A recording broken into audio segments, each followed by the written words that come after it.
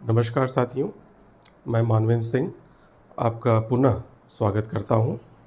आज का हमारा विषय है महिला आरक्षण विधेयक वर्ष 2023।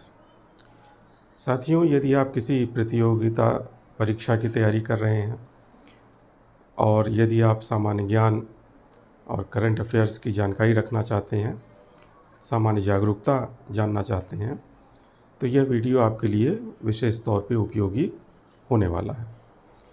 जैसा कि आप जानते हैं कि वर्तमान में हमारी नई संसद का श्री गणेश हुआ और इसका पहला विधेयक महिला आरक्षण विधेयक वर्ष 2023 हुआ। मेरे बहुत से साथियों ने मुझसे संपर्क किया और कहा कि सर आप इसके ऊपर वीडियो बनाएं। तो इधर उधर की बातें ना करते हुए मैं सीधे प्रश्नोत्तर के फॉर्म में, जो लोगों ने जिज्ञासा जाहिर की उसके अनुसार मैं प्रश्नोत्तर के फॉर्म में ये वीडियो आपके सामने प्रस्तुत कर रहा हूँ। यदि आप किसी भी प्रतियोगी परीक्षा में निकट भविष्य में जाने वाले हैं तो इस वीडियो को एक बार अवश्य देख के जाइए, क्योंकि पूरी संभावना है कि इससे 2 या 3 अंक के सवाल आपको मिल सकते हैं। तो जो पहला प्रश्न मेरे एक साथी ने किया है कि वर्तमान महिला आरक्षण विधेयक का वास्तविक नाम क्या है। तो साथियों, सरकार ने महिला आरक्षण विधेयक को नारी शक्ति वंदन के नाम से इसको लोकसभा में प्रस्तुत किया है। और दूसरा सवाल पूछा गया है कि इस बिल को लोकसभा में प्रस्तुत करने वाले कौन थे। तो श्री अर्जुन राम मेघवाल जी हैं, जो कि वर्तमान में विधि एवं कानून मंत्री हैं भारत सरकार के। उन्होंने इसको लोकसभा में प्रस्तुत किया और लोकसभा से पास होने के उपरांत कल 21 तारीख को यह राज्यसभा से भी पारित हो गया। तो अब यह बिल महामहिम राष्ट्रपति जी के अनुमति के लिए जाएगा और उनकी अनुमति प्रदान होते ही यह विधिक रूप धारण कर लेगा। पूछा गया है कि यह बिल कितना पुराना है। देखिए, इसका जवाब ये है कि यह बिल बिल्कुल नया है।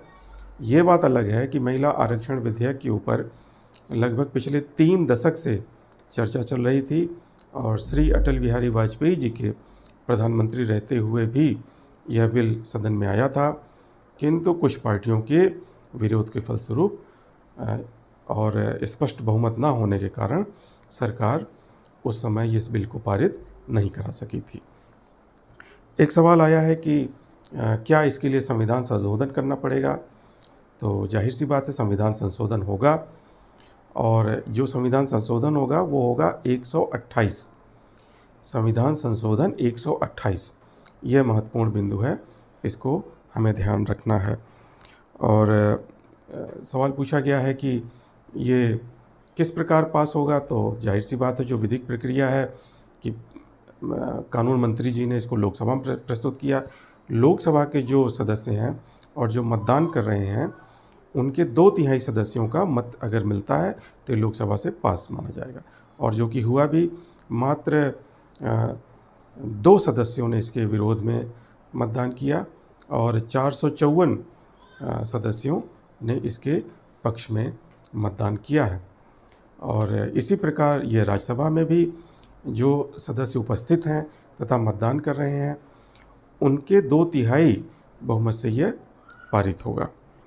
और अगला सवाल मेरे एक साथी ने पूछा हुआ है कि यह महिला आरक्षण विधेयक कितने वर्षों के लिए लागू होगा। तो साथियों, इसका जवाब ये है कि महिला आरक्षण विधेयक जिस दिन से लागू होगा उसके अगले 15 वर्षों तक यह लागू रहेगा। 15 वर्षों के पश्चात संसद पुनः समीक्षा करेगी और यदि आवश्यक समझा जाएगा तो इसकी कार्यावधि को आगे बढ़ाया जाएगा।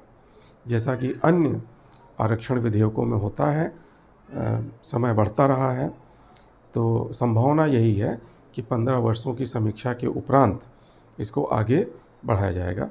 बट फिलहाल सामान्य जानकारी ये है कि यह बिल जिस दिन से लागू होगा उसके अगले 15 वर्षों तक यह प्रभाव में रहेगा। एक सवाल पूछा गया है कि क्या यह लोकसभा तथा राज्यसभा दोनों में 33% महिलाओं की भागीदारी को सुनिश्चित करेगा? इसका जवाब है नहीं।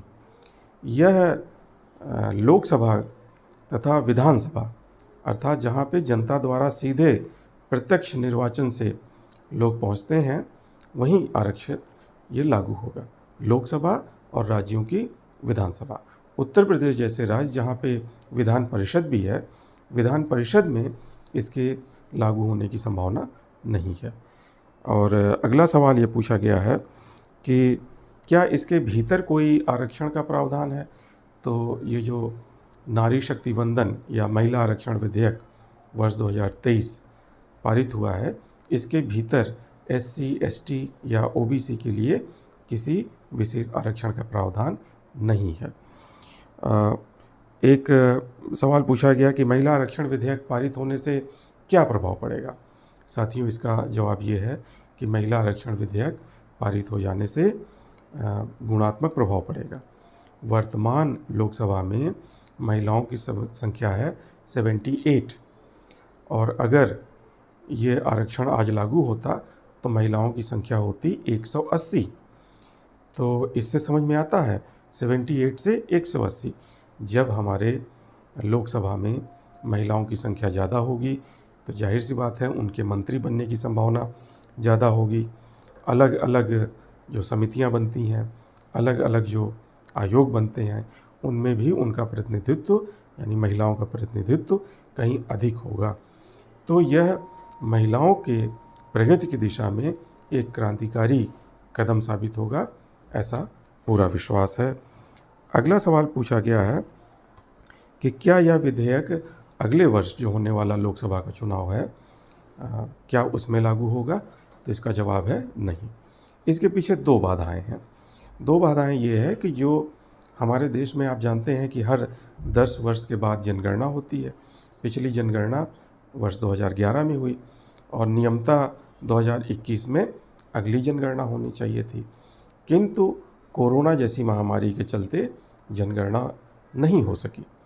और संविधान का अनुच्छेद 82 कहता है कि प्रत्येक 10 वर्ष के उपरांत जनगणना होगी और उस जनगणना के उपरांत जनसंख्या को देखते हुए लोकसभा सीटों का परिसीमन किया जाएगा। तो ये दो बातें हैं जो इस विधेयक के लागू होने में फ़िलहाल के लिए समस्या हैं। ऐसा समझ में आ रहा है वर्तमान परिस्थितियों को देखते हुए कि यदि बहुत जल्दी लागू होगा तो यह विधेयक वर्ष 2029 तक ही लागू हो पाएगा। एक सवाल पूछा गया है कि महिला आरक्षण विधेयक लागू होने से संविधान में क्या परिवर्तन होंगे। चूँकि यह 128वां संविधान संशोधन विधेयक है, इसलिए संविधान के अनुच्छेद 330 तथा 332 में क्लॉज जोड़े जाएंगे, जिसको हम कह सकते हैं 330A और 332A। ये प्रमुख संवैधानिक संशोधन होंगे। तो इन अनुच्छेदों को भी हमें ध्यान में रखने की ज़रूरत है, क्योंकि परीक्षा के दृष्टिकोण से ये बहुत ही महत्वपूर्ण है। तो जो वर्तमान में महिला आरक्षण विधेयक के विषय में प्रमुख सूचनाएं थीं, मैंने आपको दिया और ये आपके लिए किसी भी परीक्षा के लिए बहुत ही लाभप्रद होगी। तो इस वीडियो को आप पुनः देखिएगा। आपका बहुत बहुत धन्यवाद।